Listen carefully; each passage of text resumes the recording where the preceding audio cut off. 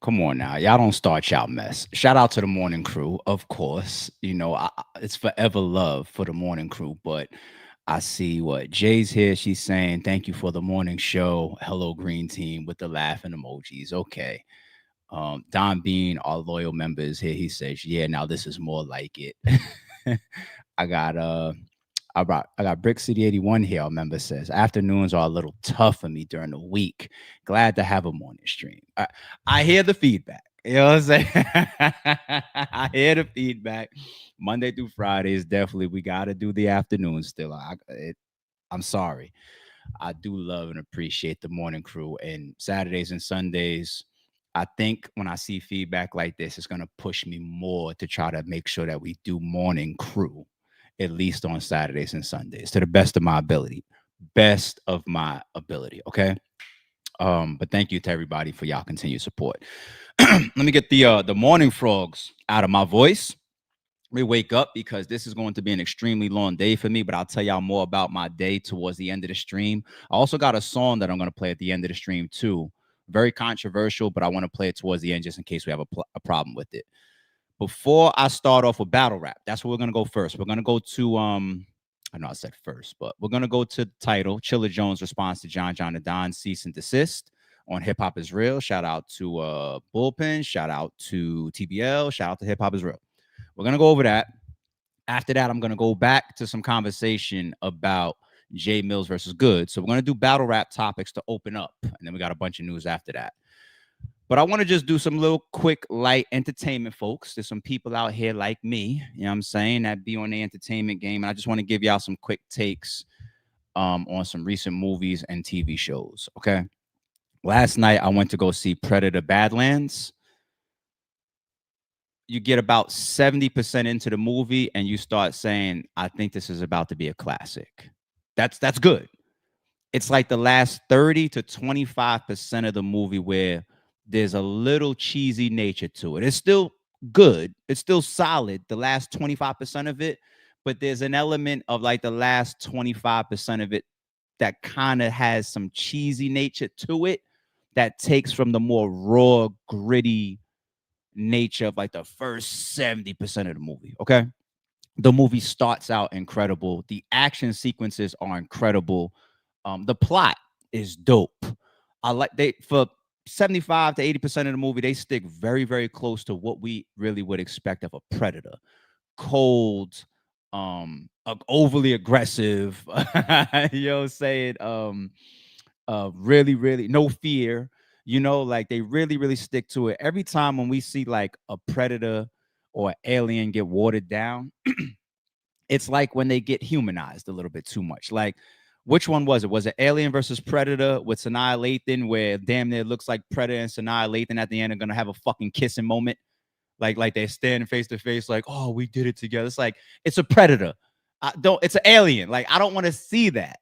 So when they get humanized a little bit too much, it's like, come on, man. And I'm not gonna spoil nothing, but Rotten Tomatoes just never does me wrong. Rotten Tomatoes, I looked it up yesterday. It had like an 85% score at the time from the critic side of Predator Badlands. So I said, let me go catch it. I know Sunday is out. I'm watching football all day. I know today is out. I got a crazy day today. That's one of the reasons why we're here at 7 o'clock.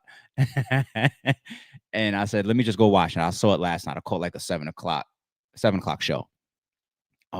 It's dope. The action, the plot, as I mentioned, the acting sequences, very, very, very, very good.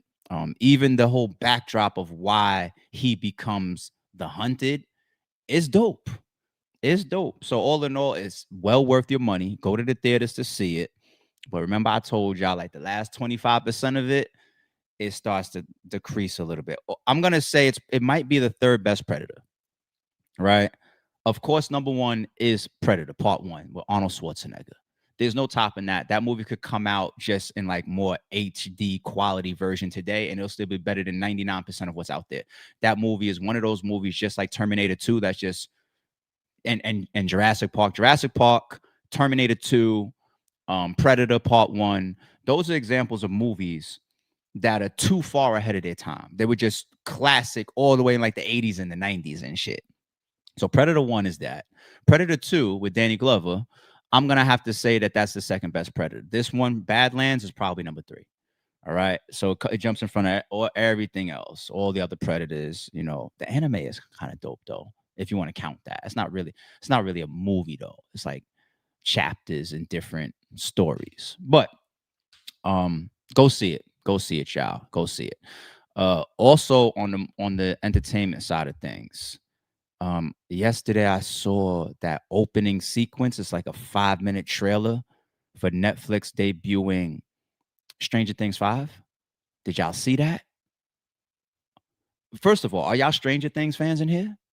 Stranger Things is one of my favorite series of all time. There's just one series in there of the whole Stranger Things that made me stop watching the shit. The one with where Shorty meets her sister that got the tattoo on her wrist too, and they got the body build. That's actually Kai Green, the professional bodybuilder, the street gang, whatever that she links.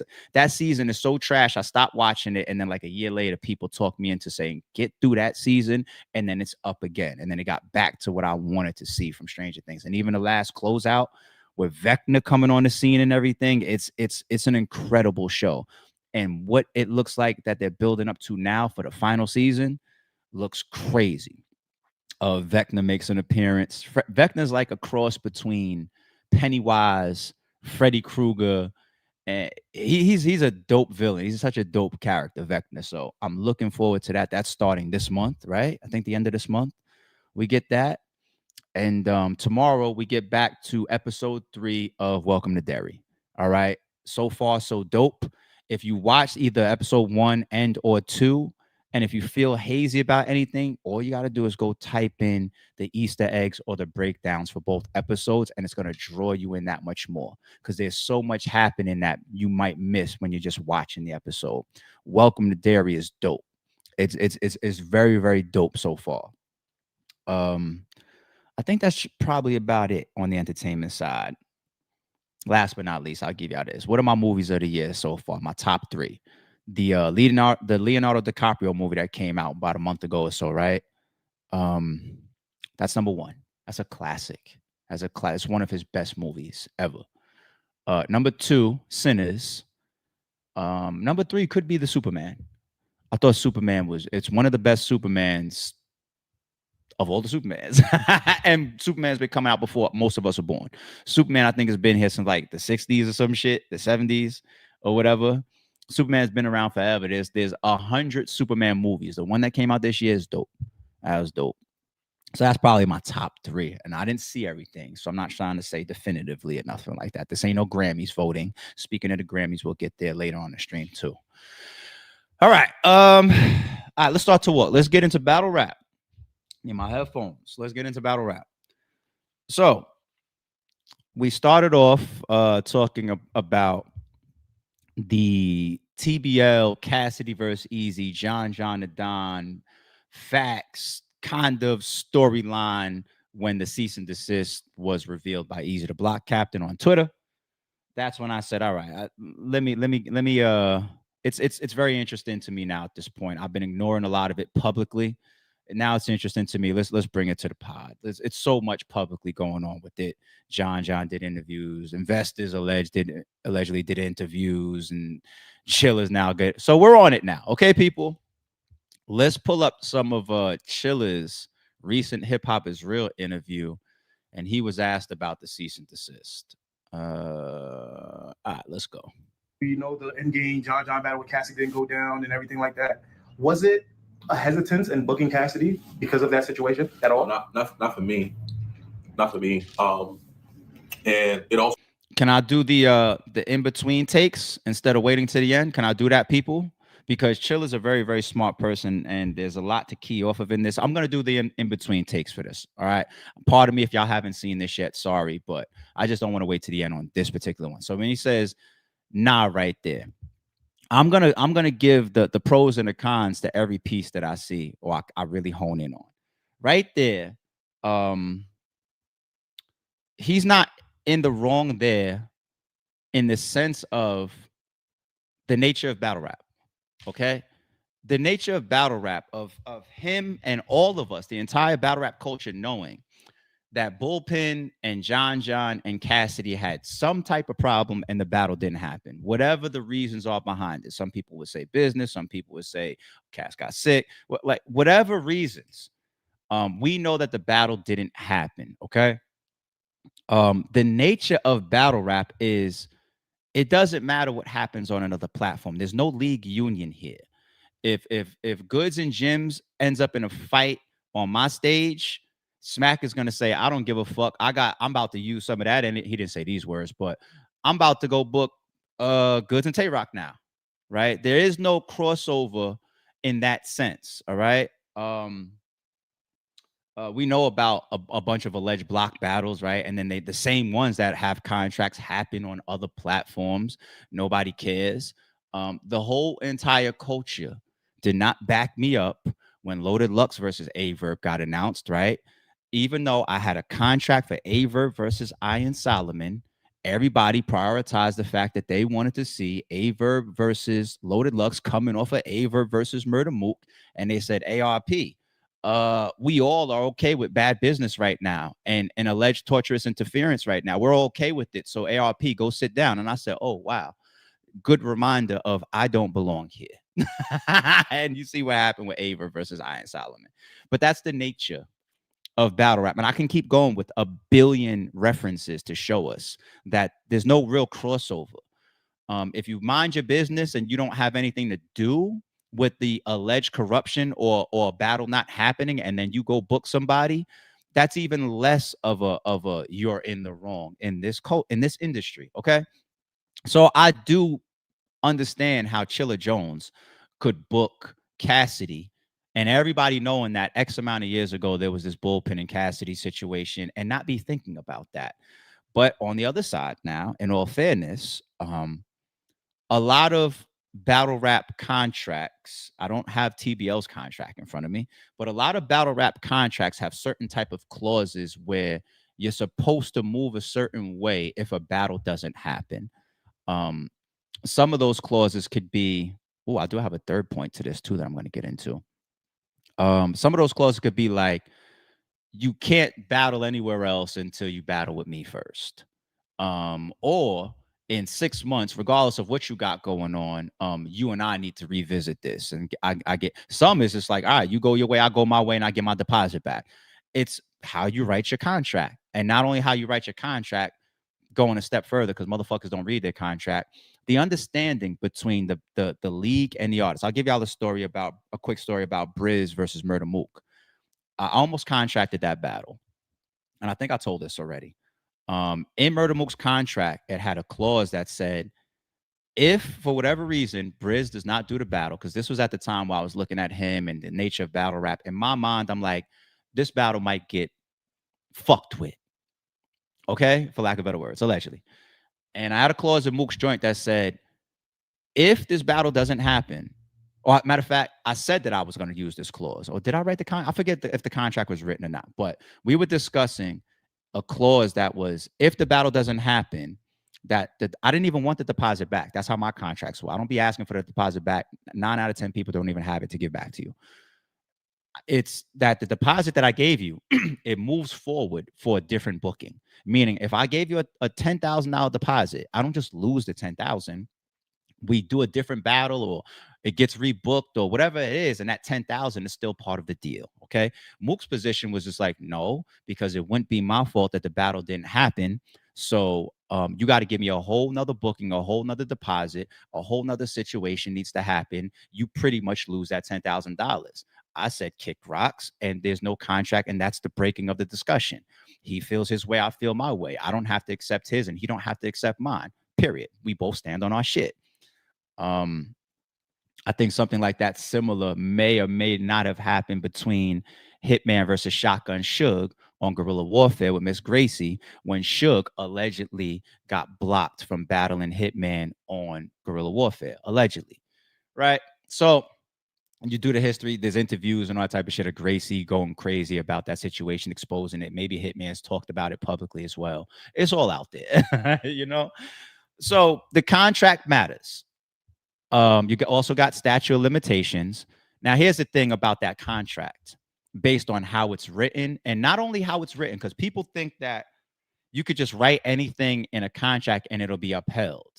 You also have to formulate your contract in a way that says, um, almost like a backdrop to that governing state law where the contract is being upheld within. Like, let's say the contract is entered into both parties, like within New York. New York law is going to precede everything. Like, I can't write a contract for you that says, if you lose this battle, you have to give me your house, ownership of the title to your car, like, you know what I'm saying? Like it's not, law has to still back these things, is the point that I'm trying to make, right? And that's why if you get sued, a good defense lawyer, one thing that they have to do is go study the case law behind the actual accusations. And some of those will be immediate defenses in the case. For example, you can't sue me over booking this contractor because your contract is written in the form of having an employee, yet they have no set salary, they have no set dates for the battles, they have no set agree, all of this type of stuff,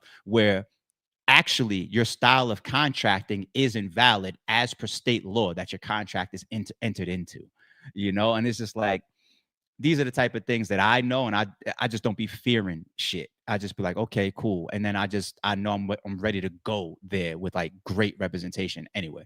But anyway, so all of that still matters, and I say that to say there's this like, there's like, it's not terminology, it's not legal terminology, but there's kind of like an ideology of being frozen out of your industry. Okay, not monopoly, but frozen out as far as your ability to step in there and either compete or earn. The compete thing is a monopoly thing. Like, you like, Mercedes can't do things to remove the consumers from having the option to go into BMW, even though the motherfuckers make commercials dissing each other and shit. There's literal legal stuff within all of this context. So freezing out of the industry is almost like, I don't have a clause in my contract that says you can't battle anywhere else for the next year. Um, then there could be legalities against that, because I still have to have the right to earn. I've been there legally. Like I've seen that literally legally in one of my cases. I'm not even talking about the RBE and URL case. I've been there legally, where it's just like, you can't freeze somebody out the market. Okay, so let's say hypothetically, it's like, yo, we supposed to battle, it didn't happen, and I didn't get my deposit back. And I know Cassidy has his reasons behind the situation too, to be fair with both sides. But now that contract has to align legally and also with Cassidy's right to earn, because 2 years later, so to speak, right, if Cassidy then walks back into the market to earn money on a different company, there's elements that can't freeze him out, right? You got to look it up. You got to get a good lawyer. I'm not talking about listening to me and then hitting Chat GPT. I'm talking to everybody. I'm talking about really having a lawyer look at the laws within the state that that contract is in and confirm some of the shit. Real shit. So those are like three angles right there, three takes for you as to why I can even be okay with Chilla's opening words right there. Chilla, do you know this stuff? Chilla probably knows this stuff. Chilla's smart. It also wasn't intended to be a disrespect or anything to that situation. Right. You know I what I'm believe saying? that. I believe that. I didn't. I believe that, you know, and shout out to John. It was the same thing with me when I tweeted, yo, I'm thinking about maybe a full circle for Cassidy. And John replied to my tweet, like, I'll be there, which is interpreted as like a threat to Cassidy, right? Like, I'm popping out, you know, I'm pulling up on your locations when your face hits a fly type tweet, right? I'm not trying to put words in his mouth, but we're not stupid. We know what that meant. And was my tweet malicious towards Bullpen? Nah, not at all. You know what I'm saying? Like, I literally was not thinking about Bullpen when I'm thinking about working with my guy Cassidy. You know? Now there is an element of us all knowing the culture and certain conversations that happen. Yeah, let me be fair. You know, if I have that type of rapport with John, could I put a call in and, hey man, what's going on with you in this situation? Yeah, I probably could. I could just assume that my situation has nothing to do with his, and I could be on some more like we all move independent. I think either one is just right. But I can understand somebody being like, "Yo, we all know this issue," but a lot of time has passed. It doesn't feel like the Gems and Goods in Drum and then immediately Goods versus Tay Rock. It doesn't feel like that. There's a lot of time that has passed. So if I'm TBL, I ain't really thinking about it neither, you know? And if anything, um, you want to see these conversations or a cease and desist happen when the buzz starts. You know, that's when it feels like people, and I'm not saying John and Will. That's when it feels like the cease and desist aren't being used maliciously. Okay. Here's an example of what I mean by maliciously. Hypothetically, all league owners and bloggers and media and battlers, they know about these battles sometimes weeks, if not months in advance. Okay. If I drop my flyer for allegedly like Daylight versus King Los, and then I get a cease and desist the day of, I don't think that you really had a problem with the battle. I think that you're trying to disrupt the card, allegedly. Like that's how my mind goes. Okay. Cassidy versus Eazy. Not only has it been in the talks for a long time, but it's been booked for a long time. Everybody behind the scenes knows that it's been booked for a long time. And actually, I saw John. I saw you say on Hip Hop Is Real. You actually, it's so crazy how my mind pulls these pieces together. You said in your Hip Hop Is Real interview, I know everything. I know damn near everything.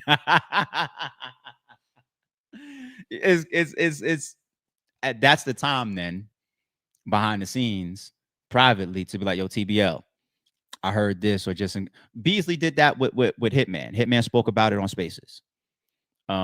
He heard some rumor that on Power Moves that Hitman may have been booking K Shine, right? Because I think Rex was already known to be on the card, so maybe there was a correlation like that, or maybe Beasley was just using that to pry into Hitman's card, or maybe he really did hear the rumor. Who the fuck knows?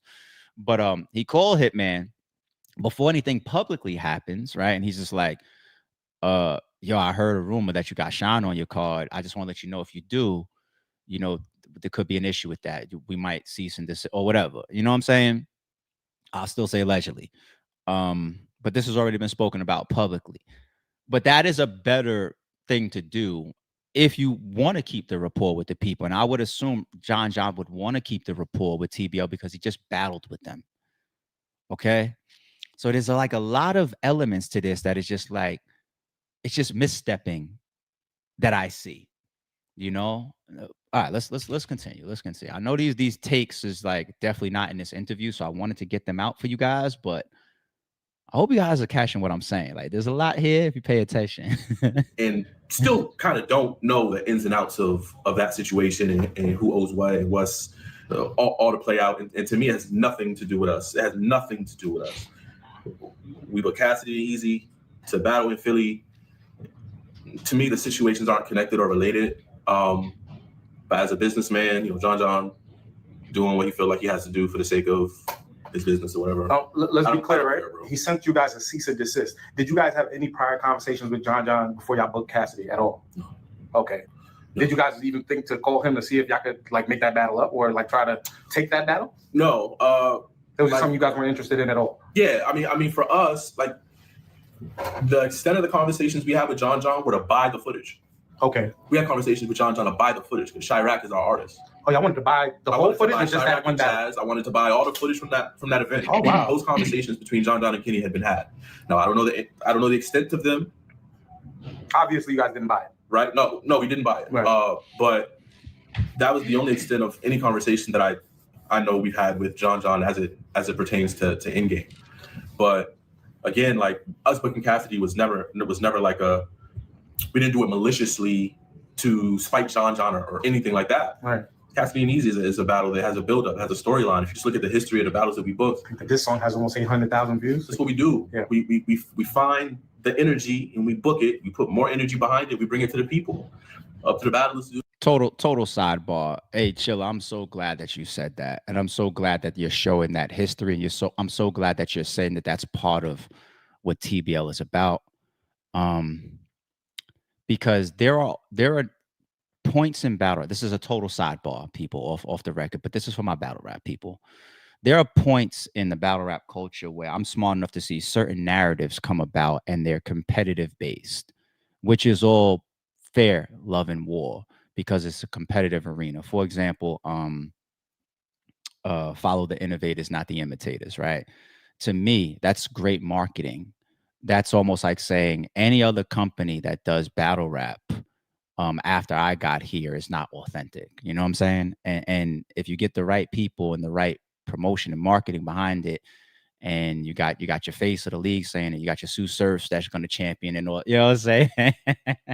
You got people like a Surf that'll get in a spaces with Jack Boy and you know what I mean, do all that shit.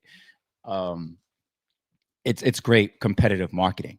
It's very very smart, but I know the difference. I'm a little bit smarter than the average, and even picking up available battles, um, there have been narratives at times against that, which to me I always also felt was bullshit. One of the ones that, if you speak to the right people, tried to drive that narrative against some of the battles that we've done. For example, Arsenal versus QB, the king of disrespect versus the queen of disrespect. Now, I know that if you speak to QB is like one of the platforms that talked about it. I'll never battle there. I don't fuck with them. I'll never break bread with them. And I'm standing on that. Then you speak with Arsenal. Arsenal will tell you like they don't got what I want. They can't afford to pay me what I want to make. And then it literally goes for like a year plus, maybe 2 years. And I always look at the people that act like children. When I say children, I mean like I don't want the toy until somebody else picks it up. That's bitch shit to me. That's childish to me. You know? So it's just like the whole culture at that time is talking about the king of disrespect versus the queen of disrespect. Say thank you that somebody came along and made it happen. Um, Murder Mook versus Hitman Holla. URL tried to make it happen. They fell short. Chrome 23 was interested in the battle. The negotiations didn't pan out. It was offered to RBE. RBE declined. Um, Hitman brought the idea of doing it on Bags and Bodies. You see how that went between him and Mook. TBL comes in and they were able to make it happen. Let's say thank you. That's how I believe. And I was like that years ago. And some people aren't there because they can't see through the fuck shit. Okay. So anyway, I just like to document like when I be right 5 or 6 or 7 years early. And Chilla explains that as damn near the DNA of his league. And we all thank that. We all love that. Oh, Easy and Cassidy got diss songs and they've been this. Somebody put it together. Anybody got the money or willing to invest in it or willing to put a platform behind it? There you go. Twerk and Easy. There you go. Hitman and Mook. There you go. Daylight. And do you understand that Daylight and Rum Nitty is a battle that I can use it against me too. I tried to negotiate Daylight and Rum Nitty maybe like in 2018. I think 2018. I tried to do that battle. Daylight has tweets. Maybe it's still on his timeline saying, "Well, Nitty, battle off. They don't got the bag." Because what I was offering Daylight wasn't what he wanted. You know, I was negotiating for that battle. I was on the phone with Nitty's manager at the time. Shout out to Rich. You know what I'm saying? Like it was all there. This was before then they was offered an extended deal, Nitty, like a multi-battle deal to make him more exclusive. Get away from RBE. Type shit allegedly. I'm an almanac with this shit. I'm telling y'all, there's a lot that y'all don't know about behind the scenes. But that would make Nitty and Daylight um 7 years in the making. Real shit. It would make it 7 years in the making. I couldn't get it done. TBL did.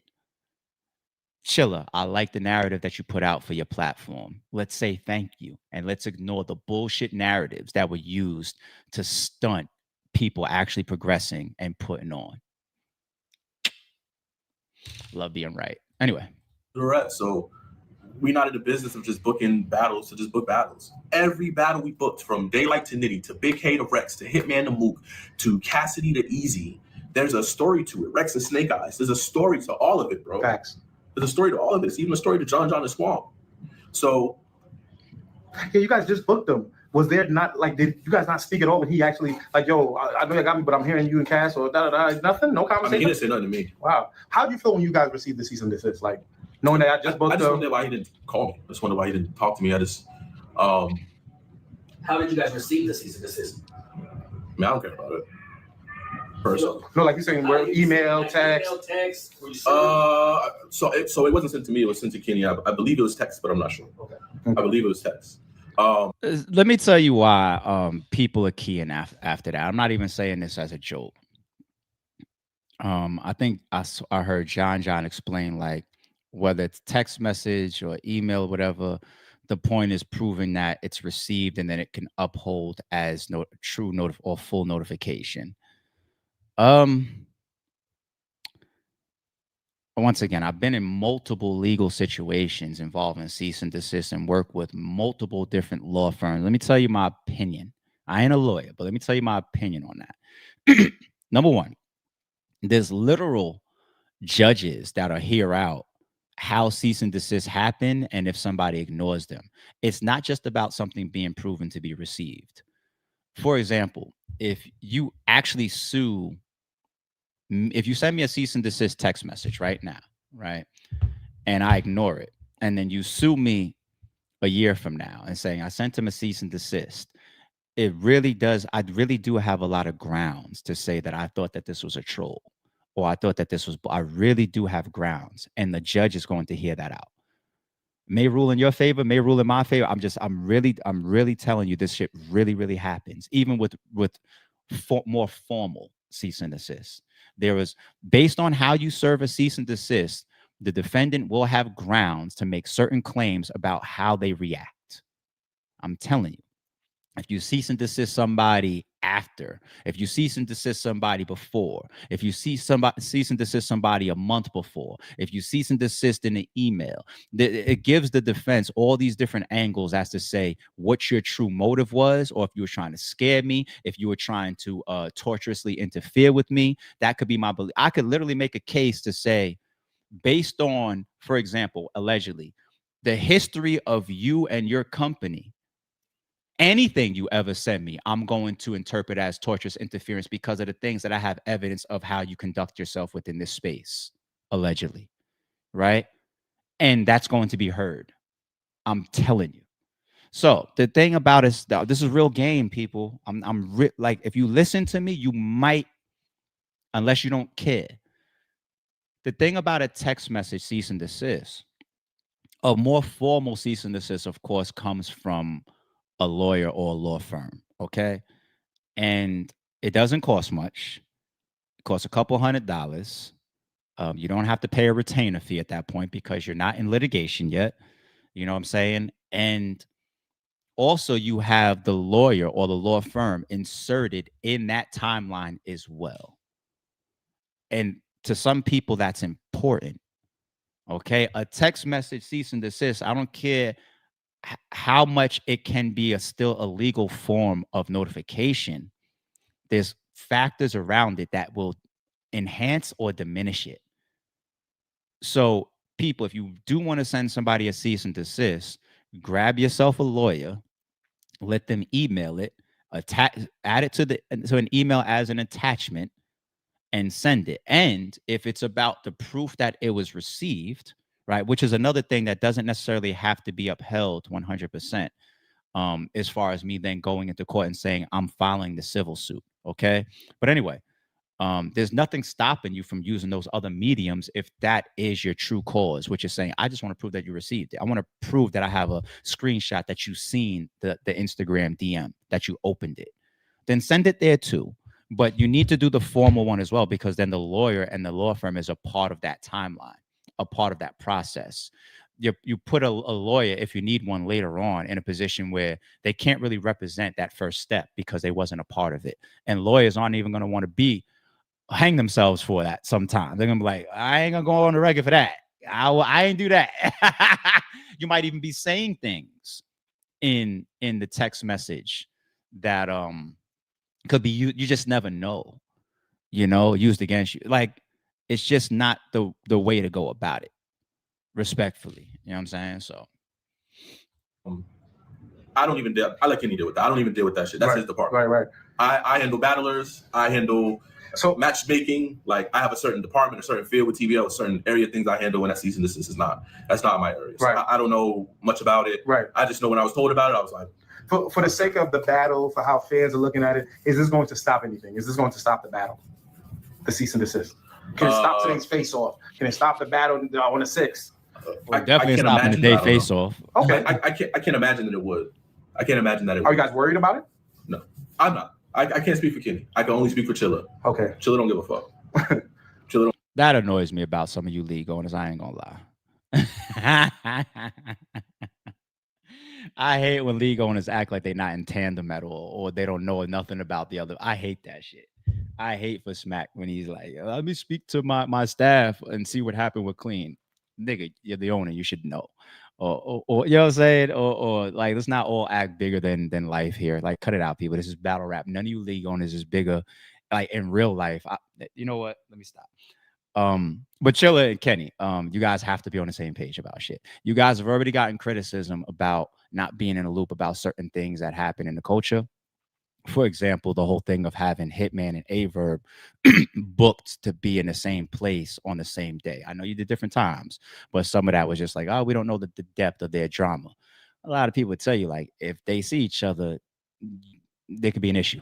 Bare minimum. You know what I'm saying?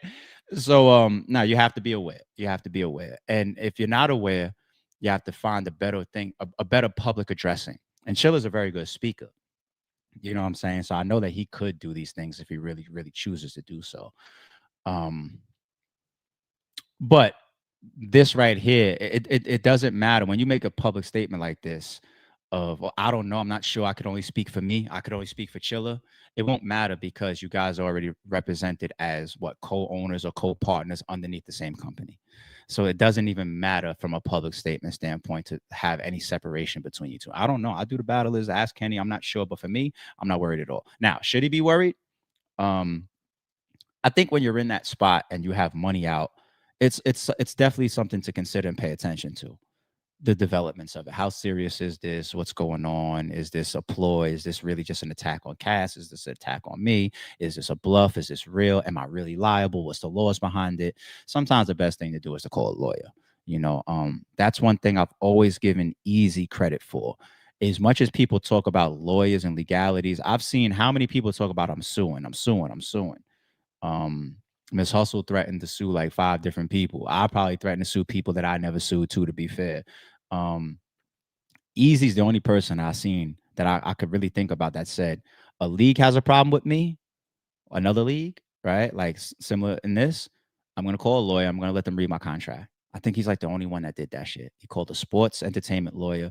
They read over the contract. They broke down why the contract was invalid and all this. Next thing you know, you see people like Chris Unbiased doing blogs saying, word on the street is URL is redoing their contracts. Connect the dots, people.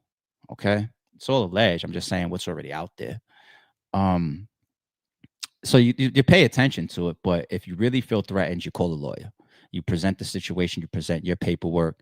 And it also seems like Chilla is, and their side is in cahoots with the alleged investor side from Bullpen. So you have access to a bunch of information, and so does Eazy. All right, I hate to break the news. Eazy knows who those investors are too, and you obviously see what side Eazy is playing on, right? Eazy knows people aligned with that too, that financing of that situation. I'll still say allegedly. So you have a lot of information at your disposal behind the scenes, which makes it an uphill battle, but you still always have to pay attention to it is the point. Chilla don't give a fuck. And when I say uphill battle, I mean uphill battle more for Bullpen, But I would love to just have a conversation with John. I thought we had a rapport enough to where, if I had an issue with anything that John had ever done, I would call him.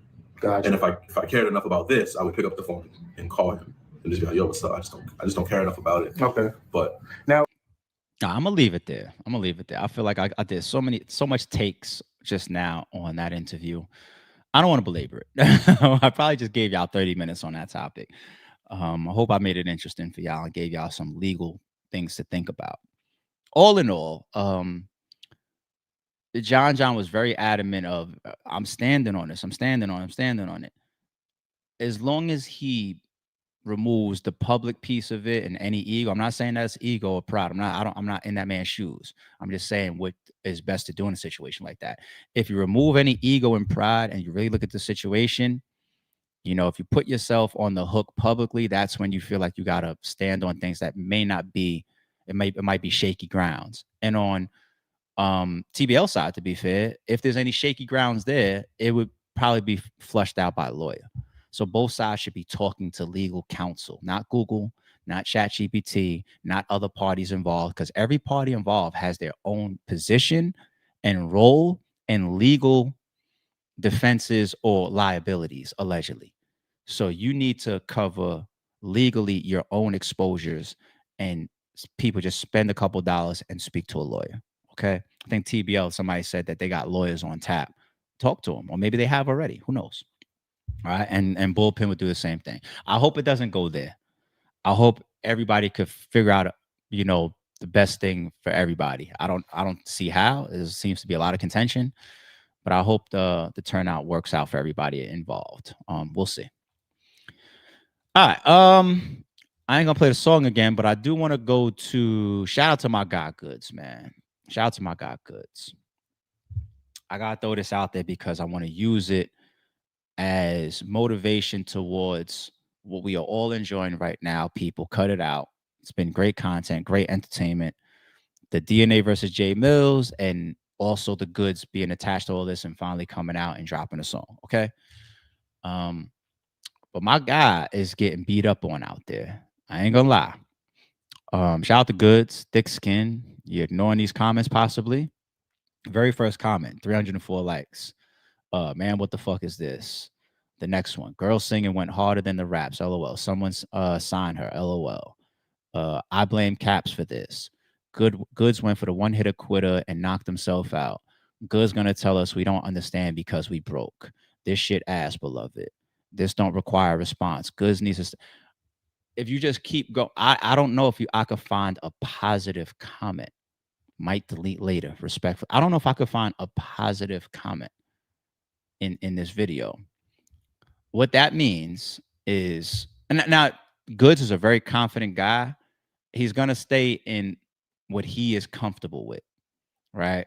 But there's always the fan element, and this is battle rap, right? This is a battle. He's still got to pay attention to what the fans want from him. Okay. I like the song. I ain't going back from what I said yesterday. I like the song. And because I have a little bit more behind the scenes info, right? I wasn't able to just watch this and say, like, well, how come this don't sound like a takeover or ether? I have a little bit more behind the scenes information. So I knew that it was tactical. It was more of a, I got to navigate. I don't want to say too much, reveal anybody's hand. I knew that behind the scenes. So I was able to hear it and watch it for that and be like, good song, good overall song. But everybody that's watching don't have that. Everybody that's watching don't know that context. They don't know about that navigation. They're just watching back and forth between rappers, and they know what they want to hear. Blood on beat, you know?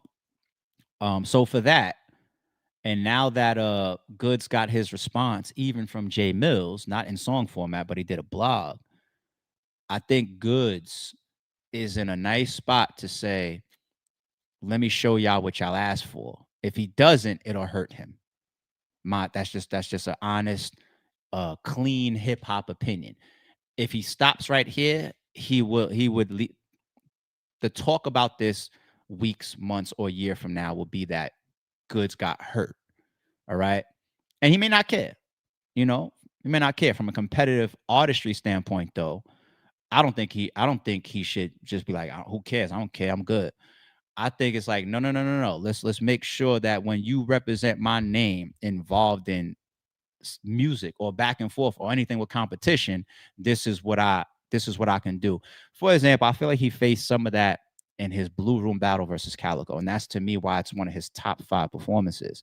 Because every once in a while, the culture revs up on Goods and they say, We're tired of the cars and the money and the sneakers and the jacket talk and all that type of shit and the investments. We're tired of that talk. And you could see how he approached the Calico battle. He did a trailer out on the corner. He's like, I'm taking, this is the goods you want. You know what I'm saying? He's barking, he's performing. He that gritty style came back. And we know on beat, Goods is just one of those fucking guys. When it comes to ciphers, he's one of the best. He's one of the best. This track on beat, though, this is not being interpreted by the fans as what they're looking for. The only caveat here, if you want to think at a lower vibration, which a lot of fans do, is this was so bad you had to do another one, or Jay Mills made you do, because Jay Mills is smart and tactical in his shit talking too. He's just like, he's in his video saying, Goods, I'll give you 48 hours to do another one. So when Goods does another one, it'll look like he didn't do it for himself. So there lies some of the traps that Goods has to navigate. Once again, I knew it. I knew it for him to come into the battle, as well as now where he is. He's got to navigate. It's not just like, oh, rap battle on deck. People want to see this. Okay, here's my shit. I knew it. I know it's a certain chessboard that he was going to have to be on. I knew it. I fucking knew it. That's why some of that shit is in his intro. That's why his podcast platform shared my clip, my take of it. Like, yo, Goods, how do we get Goods in? That's why he knows it. He knows it. So now what's the next chess move? That's the question, Goods. What's the next chess move? Everything is erased the moment Ether comes. I'm there in at the show when Jay-Z brings out Michael Jackson and puts Prodigy up on that fucking Summer Jam screen and then debuts. Fuck Nas, he don't want it with Hove, and then we all and we say, Nas, fuck you, you dead. It's the God, it's Hove. And then Ether comes and we say, goodbye, Jay-Z, we off you. That's how it is. Everybody's just based on current event. Okay? So Goods got to know from the feedback on his own channel. Okay, I see. Now that I'd stepped in, I did it my way. I knew what I was up to when I did this song. Now, I got to really punch him in the face. I got to get dirty. Like what I say, you got to get dirty. Has to if he keeps rapping, okay? Goods, we all know he can. Will he is a question. And that's not bait for me. I ain't speak to him yesterday or nothing like that. You know what I'm saying? Like, it ain't bait. It's just the chessboard. It's the chessboard. All right. That's battle rap for today. Let's move to this. Let's move to some legal shit. Let's get up in the legal world, people. You know we speak about that type of stuff around here, right? DJ Vlad brings legal action against rap star Joyner Lucas. This was published 2 days ago. Popular hip-hop personality DJ Vlad has brought out the big guns for Joyner Lucas. Vlad is suing Lucas for reposting a video clip of one of Vlad's interviews without the proper permission or credit. Okay. Which a million channels, social media accounts, and bloggers and podcasters do all day long with popular people. My content gets posted all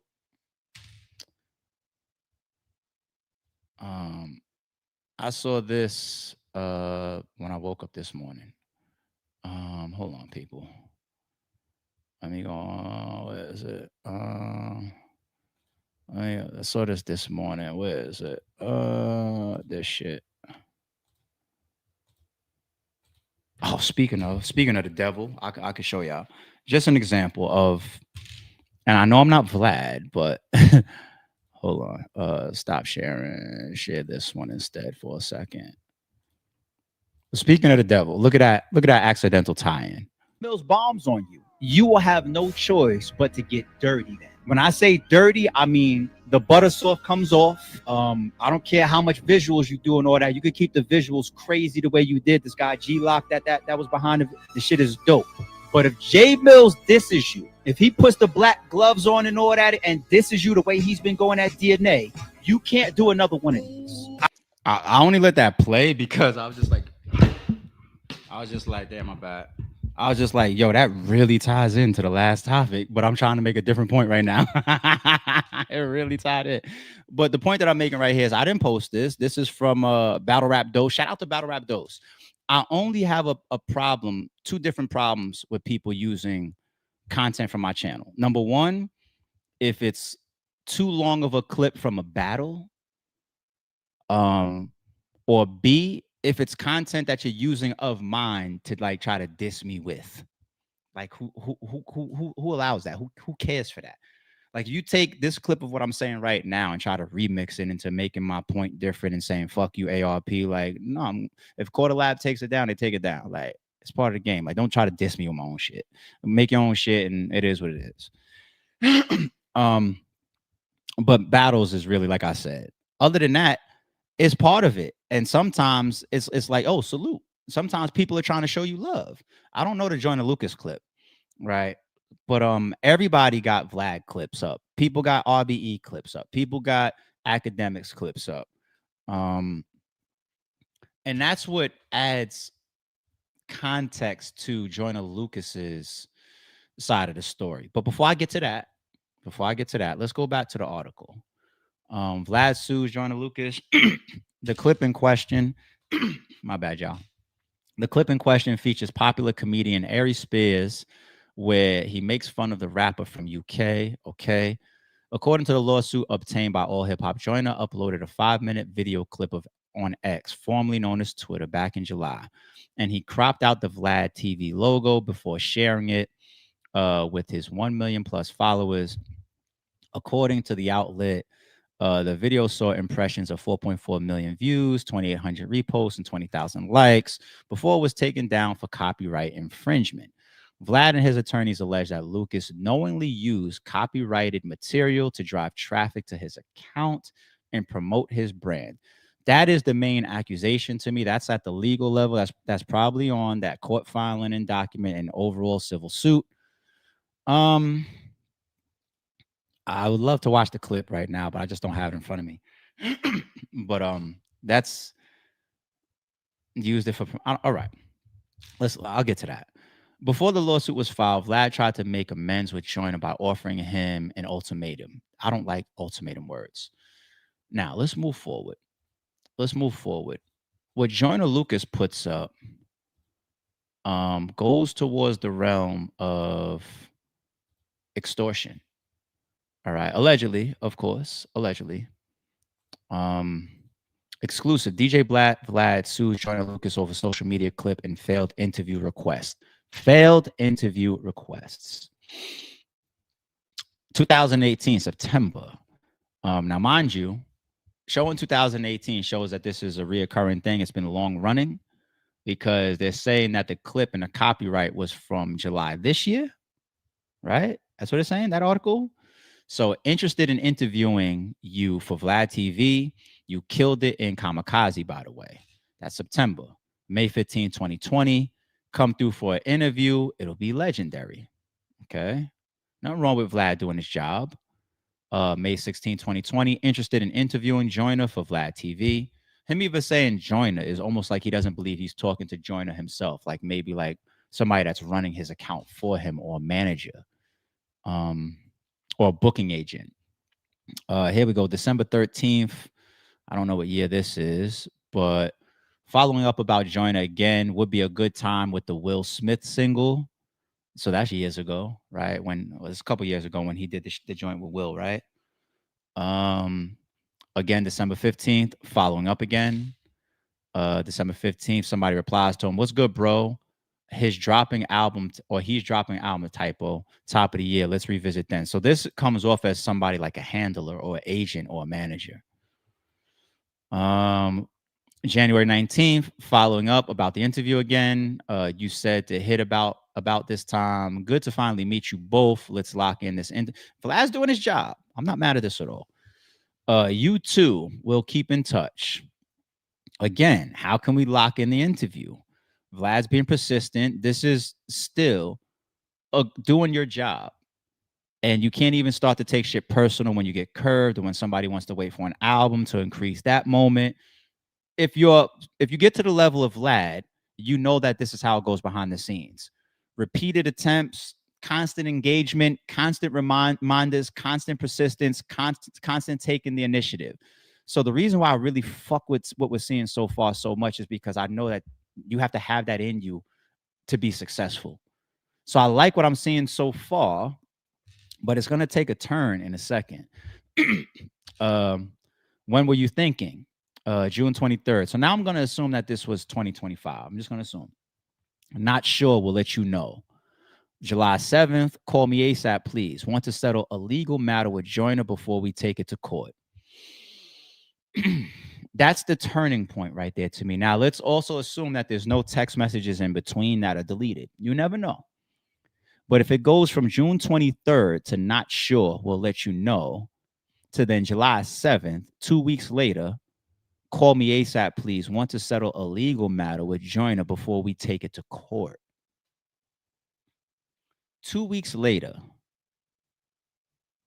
this is painting a picture of being curved because a text message like not sure will let you know, that's not the most professional for a high caliber artist, right? Especially if you now, when I send a spin like that, if I'm dealing with somebody that I don't care about their reaction and I don't care about actually working with them, right?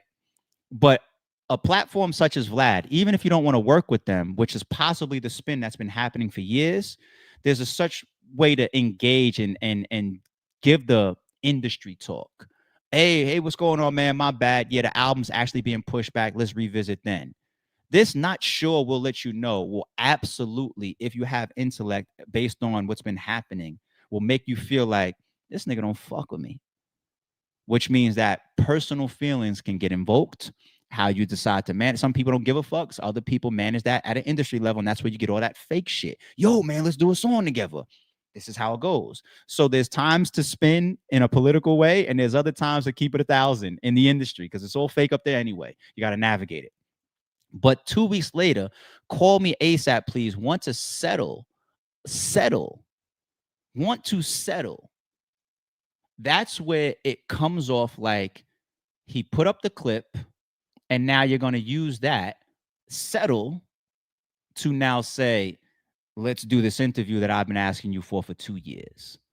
That's the way that people are going to see this, Vlad, respectfully. Call me ASAP, please. Want to settle a legal matter. Then I get the response here. Give me 5 minutes. Call you back. So Vlad must have called him and he didn't pick up the phone. You get an okay. And then Vlad allegedly texts here. Let me know by 10 a.m. tomorrow what you decide to do. If I don't hear back, I'll assume you want to go the legal route. This is starting to feel not like somebody was actually damaged. It's starting to feel personal. Like, okay, you want to disrespect me and my platform and spin me and treat me like I'm crumbs when I'm one of the biggest media outlets out here. I got something on you, and let's talk about this. I'm gonna get this interview either way. I'm respectfully. I'm not even really coming at Vlad vehemently for it. I'm just saying this is what it looks like. Almost feels like almost the Cameron and the J. Cole thing a little bit. Do I really feel that Cameron needs money from J. Cole? No. Do I feel like he really wants money from J. Cole? No. I just think that he feels like I'm Cameron.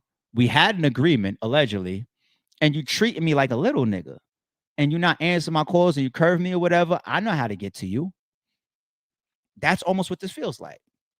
Okay. And then it looks like he sends him the example, the screenshot, the evidence now, the exhibit now, Joyner Lucas's verified account, and puts up a clip allegedly. Okay. And I'm gonna pass it forward and let you know. But basically, you want to do an interview. And when you're trying to do this interview, that coming after a legal threat. Let's see what Vlad says now. I'm willing to forego asking a legal copyright claim for my content being used in exchange for an interview. We can do it in our van news studio any day next week except for Tuesday. I would want to speak to him ahead of time so I know he's not going into it with a negative attitude. Well, that's smart, Vlad, because that foundation is definitely set at this point, because it feels like if if I've been curbing you this whole time for years, and now I end up on your platform doing an interview finally because you were about to sue me, of course he's going to come with negative intentions. A conversation obviously is a smart thing to do to try to minimalize that as much as possible. But Vlad, that don't look good. Because the suit, right? Let's see if I can see it. That's his thing back. Let's say that this is real, allegedly. Your copyright infringement entitles DJ Vlad to his actual damages, costs, attorney fees, and statutory damages of up to $150,000. So, if you are claiming damages, then the question becomes, why are those damages foregone if he does an interview? I guess Vlad's answer there would have to be, I really feel like I've incurred damages from that clip going up in the amount of, after attorney's fees and everything, of $150,000, but nobody told you to book an attorney for this. So I want to know the damages just from the clip going up. But hypothetically, there's damages. Vlad's response to that would have to be, I feel like this interview will be monetized and bring me back that amount that I feel like I was damaged on by you posting this clip. Very gray to me. And how does Vlad show the damages prior to his legal fees? Because sometimes some of that shit like that gets taken care of like in a settlement. Ain't no damages here, but pay my legal fees for my attorney. And you know what I mean? Like sometimes shit goes that way. But what was the damages by him posting this tweet? And it looks like you're using that to get the interview that you wanted, man. That don't look good, Vlad. And I respect Vlad because I really think Vlad is a very, very, very hardworking, smart guy. He's had his attacks from the culture. You know, we've seen that over the years. I like Vlad overall. I do. This just don't look cool. I would love to hear Vlad, who is a very smart, intellectual person, speaks extremely well, carries his points extremely well. I would love to hear his side of explaining this civil suit coming after all those type of text messages and that type of statement, which is, I'm willing to forego the legal proceedings if we do the interview. I would love to hear his take on that. So I'm trying to give him credit for being a smart guy, but this looks like spite. And that's when people start to use the extortion type of word. Last but not least, we'll skim it. This is probably why allegedly he gets this response. Dear Vlad, SMD, call your attorney and do whatever you have to do. I wasn't ever doing an interview with you, so now he has his answer of why he's been getting curved the whole time. I'm pretty sure Vlad was knowing that at some point, right? But before in a lifetime, and you're definitely not getting an interview now. So settle your legal matters however you choose, however you want to settle them, pussy. I always thought you was a bitch. This just confirms the kind of bitch you are. No way in this lifetime or the next will I ever allow someone like you to try to extort me out of an interview. You got me all the way fucked up. Well, so much for skimming, ARP. You read the whole thing. Send that to him, please. So this is almost like he sent it to his handler, the person in between them. Vlad probably saw this himself, which would enrage you even more, make you take it even more personal. Okay, cool. I got something for you. You rappers take me for a joke. I've had lawyers on deck my whole career. I've won lawsuits. I've lost lawsuits. I've sued people. I've been all this type of stuff. Now it's me and you turn. Let's do it then. Some personal in there, some ego in there, but there could be some wrong in there, and I'll leave it there. All right. Cam. Shout out to Cam. Shout out to Cam, man. Shout out to Sin City. Let me hear this take about the infamous interview of Nas and Jay-Z calling Cam a snitch. So Sin City asked that question to Cam. What was his thoughts and his feelings towards it? Let's see what Cam says. I remember a long time ago, Nas and Jay-Z did an interview together, and they didn't imply anything. They said that you snitched on them in a record. Where was you at when you saw that, and how did you feel? Like, how did you react to that? I don't remember where I was at. I remember seeing it, but I ain't really cared that time whenever they did it. You know what I'm saying? And shout out to Nas and Jay-Z. I don't have a problem with either one of them guys. Right. But at the time, not ever saying I could, you know, of course I did a record with Jay-Z, never did a record with Nas, and those are two people, as far as their accolades in music are concerned, I could never ever compare to. But I'm just talking about my mind frame at the time was that, you know, I dissed y'all on the, this was my, and like I said, I have no problem with them now, but that was just my mind frame when I heard them say that. I was like, this is your reaction to my diss record, because I dissed both of them and they didn't reply. I remember a long time ago. You know, and I wasn't just randomly dissing them because there was nothing else to do. You know, I had my reasons, which I thought was valid at the time. And, you know, 30 years later, they may not have been valid when you sit back and think about the whole overall view. But that was just my opinion at the time. I'm like, y'all can sit here and say this, but the records is out there. It's your go. This is your go? Fine. If this is your go, I won. That was just. We talk about Cameron? Sure. You gonna make a record coming back? It's not anything that's urgent. Like I said, you know, my statement is out there. Record is trash in my opinion. You know what I'm saying? It's just my opinion. Somebody might really like it. But, you know, in my opinion, you know, it doesn't really warrant a response for me. Does he go too far when he says or suggests somebody from Rockefeller shot him? Of course. That's just criminal. We talk about Cameron? Sure. You gonna make a record? Like suggesting that somebody from Rockefeller shot him. That's just like, that's snitching. That's like snitching. No, that's like straight snitching. I ain't even dry snitching. I thought that was dry snitching. I gotta upgrade the definition. But for the record, we didn't shoot him. You a bitch, nigga. And we all know the song, so I'm not gonna play it. Shout out to Cam once again. I double checked this morning to try to remind myself if he said that somebody walked up on the car throwing up the rock sign at that press conference that he did, or if he did it on like when he was faced by any media. I didn't find that. He might have only said it on this song, which to me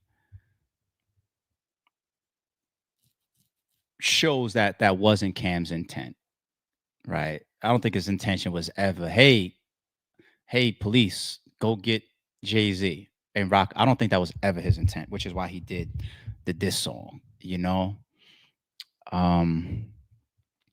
He's dissing him for wearing chocolates and open sole sandals. He had the shots like, I had your girl on a track before. He was dissing him. It just saying, I saw the Rockefeller guy, whatever. Authorities can now invest. You don't have to have those intentions, but authorities can, of course, then investigate Rockefeller for the actual shooting. That is very, very public, and you're doing media press runs about it and whatnot. So, the codes of the streets, that's where people say, wait a minute, but I just don't think that was Cam's intentions. All right. I'm glad that he didn't change the story again, though, because we saw him like earlier this year say something different. It was just like, nigga, you already on record blaming Rockefeller for it at the time. I don't think that you was trying to snitch, though. You know what I'm saying? So shout out to Cam. But it is what it is. It's just such a historic hip hop moment. So all right, real quick flash news, and then we're gonna get up out of here. This one, I'm really gonna try to breeze through these. I was happy to see this. So you don't like Kendrick? No. For real. Personally, No, for real. Well, yeah, because of what he's done to my boy. Yeah, no, I don't like him. What did he do? He made a song about him being a false child. Stop. He did. When? It's called Not Like Us. Okay, Not Like Us. And that's not cool. Have you ever saw Drake do some pedophile shit? No. Wait, what type of question is this? Yeah, it's not. You want to pull it up? Could we pull shit up? Nah. No. Hold on. But he had. Oh, he's about to pull up the footage of him on stage with the girl and whatnot, or the DMs with the basketball game girl. Anyway, the reason why I said I'm glad to see that is because that actually is a step over like what I see from Maul. I would rather you tell me what we all know, which is I'm against Kendrick. I'm saying his songs is trash. I don't like his albums. I give him poor reviews. I egg him and all this type of shit in my reactions and on my platform and on my streams because of what he did to my boy. Thank you. That's what we wait for with the malls. Like, don't give me all this reach around shit about the battle and the industry and all that, when really what you're doing is just sticking up for your boy. I would rather that. So I'm not the biggest fan of Aiden as a person. You guys know that already.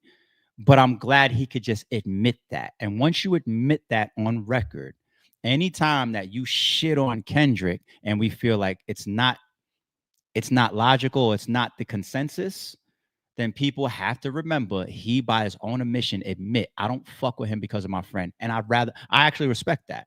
There's people, I'm not gonna fuck with you because of my friend. That's life. That's how it's supposed to be. It's called loyalty and shit. You know what I'm saying? So, all right. I wanted to put that on record for us too. All right. Real quick. I'm breezing. We're about to get up out of here, people. The Grammy nominations for, what do we got? It is the best rap album. Okay. You got Glorilla, Glorious. I love seeing Glorilla continue to move up. I like her. You got Jid. You got Kendrick Lamar's GNX. You got Tyler the Creator. You got Clips's Let God Sort Him Out. Hold on one second, y'all. This is my contractor. This is a crazy day for me. Hold on.